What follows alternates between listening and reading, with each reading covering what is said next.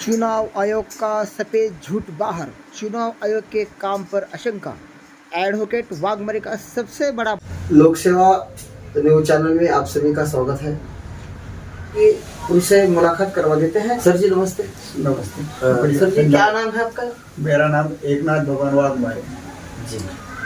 मैं और आपने जो अभी बात की थी कि इस भारत देश के अंदर जो चुनाव होते हैं, सही बात। जो चुनाव भारतीय संविधान के कुछ नियम्स है, कुछ कलम्स है, उसके धाराओं के विरोध दिशा में जा रहे हैं, ऐसा आपका कहना है? क्या बात है? सही बात है वो, बिल्कुल सही बात। ये मेरे पास कोई भी प्रोविजन नहीं है वोटिंग मशीन से लेने के वास्ते। जी जी। ये सब बेकानून है, कानून के खिलाफ है। ये मैं अभी पूरा जानकारी देता है इसमें। जी, मतलब आप प्रूव करना चाहते हैं कि जो भी इलेक्शन होता है बिल्कुल वो सही ढंग से नहीं हो रहा है। नहीं हो रहा है, ये बिल्कुल मैं सही ढंग से करवा देता। अभी ये जो आप ग्रंथ दिखा रहे हैं जिसे निर्वाचन विधि निर्देशिका कहते हैं, the manual of election law. जी। ये पूरा गवर्नमेंट का है जी सर। ये किसी का कंपनी का नहीं है। ये कॉन्स्टिट्यूशन भी इंडियन कॉन्स्टिट्यूशन है, ये भी गवर्नमेंट की है। दोनों किताबें गवर्नमेंट से लिखी हुई है, पब्लिश किए हुए हैं। अब सर मेरा पहला सवाल ये है बोले कि आप क्या आक्षेप ले रहे हैं? आपसे बोले तो ये मैं ये तय किए है, उसमें से मालूम हुआ तो ये गलत है। जी, कैसे गलत है ये?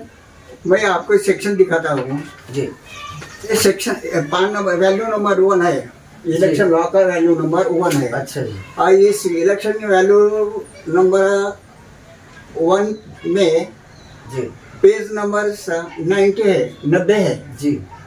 इस 90 के पान पे सेक्शन नंबर 61A लिखा है। अच्छा, क्या कहता है? वो 61 सेक्शन कहता है कि वोटिंग मशीन एट इलेक्शन। इसमें कोई इलेक्ट्रॉनिक का कोई सब्जेक्ट भी नहीं है और इसमें कोई इस्तेमाल भी नहीं है। या हिंदी में थोड़ा दर्शकों के लिए आप थोड़ा एक्सप्लेन करेंगे? इंडियन इलेक्शन लॉ जो भी केंद्र शासन ने 1 मार्च 2014 को पब्लिश किया है। जी। Value number 1 page number 90 section number 61A। जी। ये सेक्शन का नाम है वोटिंग मशीन्स एट इलेक्शंस। यही सेक्शन कहता है notwithstanding anything contained in this act और the rules made thereunder. किसी की परवाह नहीं करने का। जी। एनीथिंग बोल तो कुछ भी क्या भी ऐसा रहता है। अच्छा। और ये कुछ भी क्या भी इसमें एक्ट में समाविष्ट कर दिया है उन्होंने। जी जी जी। इसका कोई सही मतलब नहीं निकाल। इस कानून के बारे में डॉक्टर बाबा साहेब अम्बेडकर का कोई डिफिनेशन है जो आपने अभी बताया था। सही बात कि जो न्याय व्यवस्था है वो जिन मूल आधारों के ऊपर टिकी है। क्या आपको थोड़ा मूल आधार आप सबको दिखाएंगे सर? ये मूल आधार है। Mister honourable doctor Baba Saheb Ambedkar is most supreme jurist in the world and great is the Lord of knowledge. They have expressed that the law has the must be 3 aims: reality, right and goodness. Without this law is not fulfilled. ऐसा उनका कहना है। जी जी। इस वजह से वो section अभी मैंने जो भी पढ़ा है, जो भी दिखा दिया, उसमें कोई भी ये नहीं है। राइटनेस से है, राइट ने रियलिटी नहीं है, गुडनेस भी नहीं है। इसमें इलेक्शन कमीशन को मैंने दिया है। अच्छा, पहला कब दिया था आप देखिए जरा, थोड़ा सा दिखाइए। हाँ बिल्कुल सही है। ये नोटिस, ये देखिए नोटिस है, जो पूरा है नोटिस ये नोटिस दिया है, लेकिन इसका अभी तक कोई जवाब आया नहीं है। दिया ही नहीं है। दूसरा दिखाइए सर। 2024 को दिया है। जी सर, ये देखिए यही है वो। हाँ यही बिल्कुल है। जी जी। क्या इसका कोई आपके पास से जवाब आया है? नहीं, कोई भी नहीं उत्तर दिया, नहीं कोई जवाब नहीं आया, कुछ नहीं। मैं रहा अभी ये सब नहीं हुआ है सर, तो अभी अगला आपका कदम क्या होगा? इसके बाद मैं और एक इसमें सेक्शन है। जी। इसके बाद मैंने रिट पिटीशन भेज देने का है और इलेक्ट्रॉनिक वोटिंग मशीन का उल्लेख इस सेक्शन में प्रोविजन नहीं। अच्छा। तो भी इलेक्शन वोटिंग मशीन से मतदान कैसे ले रहे हैं honourable chief justice of supreme court of India को बहुत विनम्रता से जी जी विनती करता हूं और कहता हूं कि आपके ऊपर भारत देश और भारतीय संविधान का संरक्षण करने की बहुत बड़ी महत्वपूर्ण जवाबदारी है। इलेक्शन कमीशन ऑफ इंडिया को बुलाकर पूछ लीजिए, in the constitution of India and in the Indian election law, there is no legally law provision to conduct elections voting through electronic voting machines. Why you conducted these elections through electronic voting machines? Section number 61A का तो नाम है voting machine eight elections. इस पर मेरा कहना सही है कि मशीनें अनेक प्रकार की होती है। कई ना बोले कि विद्युत मशीन से मतदान क्यों लिए, बेकानून से लिए गए पूरे इलेक्शन बर्खास्त करना जरूरी है या न्याय है। अच्छा, मतलब उसमें कौन सा मशीन होना चाहिए ऐसा कुछ लिखा नहीं है? कौन सा भी इसमें लिखा नहीं है। भारतीय संविधान के अंदर जो कलम 14 के अंदर जो हमारे जो मूलभूत अधिकार है वो आज उन्होंने खत्म कर दिया। यानी कि भारतीय मूलभूत अधिकार से जो भी व्यक्ति स्वतंत्र है, जी जी जी जी कलम 21 जी व्यक्ति स्वतंत्र का जो भी अधिकार है वो छीन लिया है इसमें से। जी वो आदमी के पास नहीं चलेगा, वो मशीन के द्वारा से वो चला गया। वो मशीन के द्वारा से टेक्नोलॉजिकल इलेक्ट्रॉनिक इंजीनियर के हाथ में सब पूरा चला गया। वोटिंग मशीन का इस्तेमाल नहीं करना चाहिए। इंडियन इलेक्शन में सदा पारदर्शिता होनी चाहिए और मतदान को नेचुरल जस्टिस मिलना चाहिए। इसीलिए मतपत्र के द्वारा तो मतदान करना और लेना भारतीय लोकशाही को सुप्रीम है, कोर्ट के हाथ में है, अधिकार में। जी जी जी अभी आपने इतना सब कुछ नोट्स निकाल कर आपने हमें बहुत अच्छे से समझाया भी है, क्योंकि वास्तविक देखा जाए तो आपका उम्र भी बहुत है, 80 के ऊपर आपका उम्र है। सही है, देखने की दिक्कत है, तब भी आप इन सब भारतीयों के लिए लड़ रहे हैं। बिल्कुल जी जी लेकिन इसके लिए हमें कानूनी लड़ाई लड़नी चाहिए। तो इसके लिए हमें सुप्रीम कोर्ट के अंदर पिटीशन दाखिल करना चाहिए। तो इसके बारे में आपका क्या ख्याल है? पिटीशन बोर्ड को जो भी भारतीय लोगों का मूलभूत हक जो रहता है वो छीन लेते हैं, उस पर वो पिटीशन किया जाता है। Most important and most urgent जी in the supreme court of judicature of India at Delhi. Writ petition उसके नंबर में दे नहीं सकता। ठीक ये मेरा मैटर है। In matters of advocate Eknath Bhagwan Waghmare is 80 years old, date of birth 1943, scheduled caste voter, senior citizen of India, occupation advocacy agri, resident of Ratnapur taluka cum district Osmanabad state Maharashtra.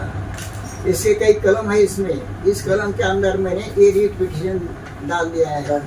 ये सब पूरा मेरे नाम से versus chief election commissioner of India निर्वाचन सदन Ashok road new Delhi pin code number 110111।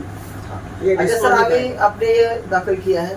सही है। तो अभी उधर से कोई जवाब आया? नहीं कुछ नहीं। इसमें ऑब्जेक्शन चलिए थोड़ा सा नहीं, इसमें कुछ एग्जिबिट नहीं, इसमें कुछ समरी नहीं है और कुछ ऑब्जेक्शन निकले। जो भी जो मेरा जो है रीट पिटीशन वो सुप्रीम कोर्ट के जो भी बी गेट है, उस बी गेट में 14 पर्सन का ऑफिस है। उस ऑफिस में जाकर मैंने 1 अप्रैल 2024 को वहाँ जाकर पूछ लिया इसमें क्या हुआ क्या नहीं। वो रीट पिटीशन में वो ऑब्जेक्शन लेने से मैं उनको फिर और उनको विनती किया कि ये जो भी रीट पिटीशन है कोर्ट के सामने भेज दो। वो बोला कि नहीं भेजने को आता, ऐसा नहीं, उसमें सुधार दो। तो फिर भी मैंने उन्होंने विनती कर दिया तो भी उन्होंने मुझे माना नहीं। तो सुप्रीम कोर्ट को आप विनती करना बनता है विनम्रता से कि इसमें कोई शिथिलता दीजिए और तुरंत ये महत्वपूर्ण मैटर है, देश के वास्ते है, कॉन्स्टिट्यूशन के वास्ते, मतदान के वास्ते है, इलेक्शन के बारे में। ये देश का सब प्राण है इसमें, देश का सब स्वाल है इसमें, वो जीवंत रहना चाहिए। इस वास्ते मैं सुप्रीम कोर्ट को विनती करता हूँ अभी भी कि ये मेरा जो भी कहना है सुन लीजिए और तुरंत अपना आदेश इसमें देश बचाने के लिए दे दीजिए। मैं इसके बारे में सुप्रीम कोर्ट को बहुत बहुत धन्यवाद देता हूँ।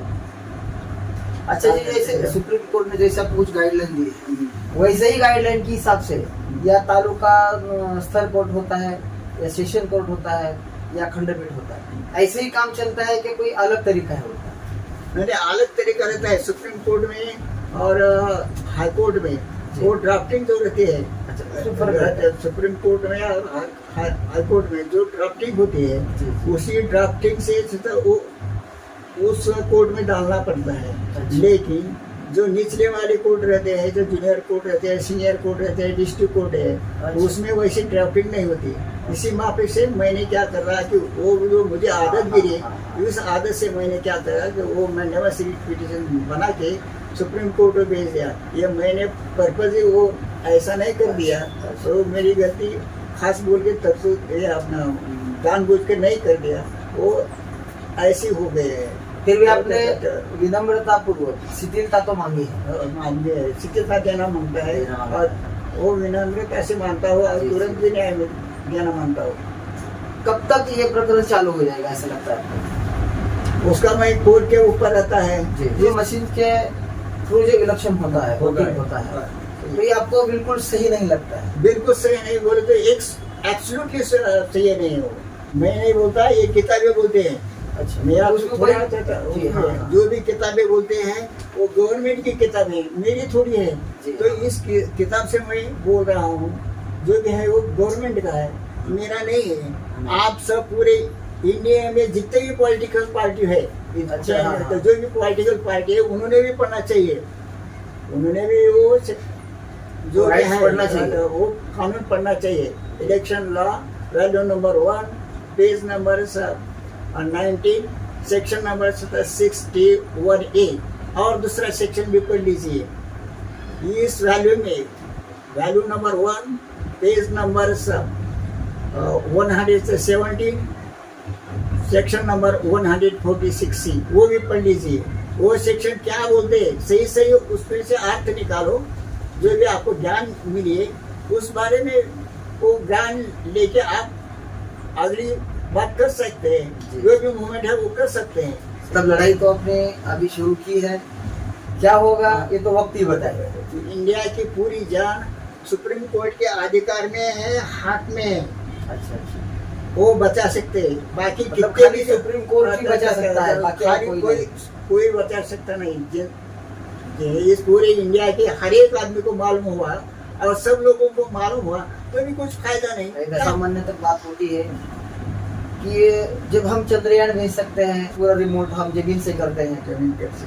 तो ये तो छोटा सा मशीन है, इसको हैक करने में या तो इसको अपडेट करने में क्या जाता है?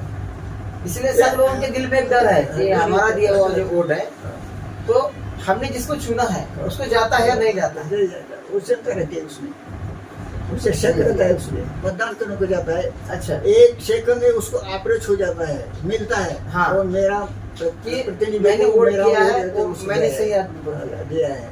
लेकिन और मशीन के दौरान एक शक रहता है कि मैंने एक में और फिलहाल बटन पे दबा दिया, तो ये किसको जाता है कुछ पता नहीं है। दो तीन मशीन में टेक्नीशियन है, एक्सपर्ट एक्सपर्ट है, उसमें हाथ में रहता है। सब बाकी लोगों के कुछ हाथ में नहीं रहता, खाली बोलने से कुछ फायदा नहीं।